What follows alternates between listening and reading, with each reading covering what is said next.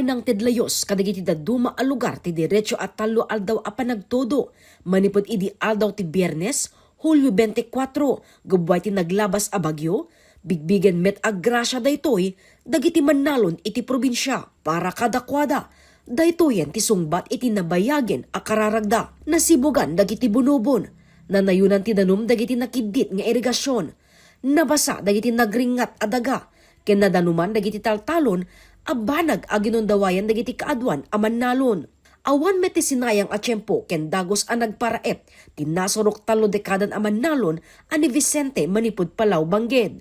Nasyat mo tunay amam ta dati todo na ta aday ininted na todo da makarap kami.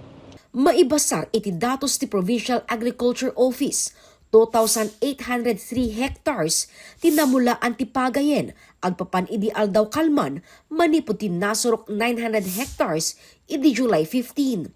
21,000 agingga 22,000 hectares ti target iti opisina a mamulaan wenno maraepan aging kakatingaan ti bulan ti Agosto. Dating nainayon nga nasurok nga almost 1,900. Actually nang rugi lang dito idi nagtudo, idi Friday when talaga nga nagkamakam da.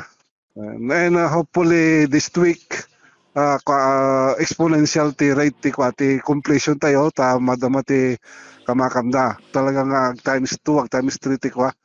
Tatangamin ko talaga nga very busy ti farmers tatanga kwa agkam kamakam nga grape ta because of the mapintas nga panawin. Maibasar iti weather forecast, manamnama ti matutudo a malem iti daytoy alawas.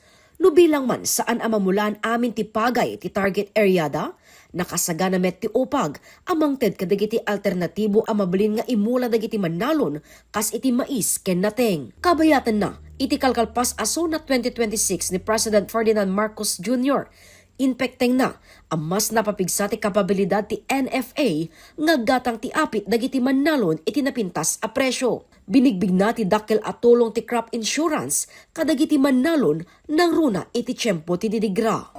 Sa nakalipas na 4 na taon, natulungan ang sektor upang mabawi ang halaga ng pinsala sa hanap buhay na umabot sa 19 na bilyong piso halaga na kabayaran. Ang crop insurance ngayon ay hindi limitado sa mga pananim. Kasama sa saklaw nito ang mga alagang hayop, palaisdaan, mga gamit at pasilidad, pati sasakyan na pang-agrikultura. Meron ding life insurance para sa mismong magsasaka at mangingisda. Jessica Boreta, Balitang Solid North.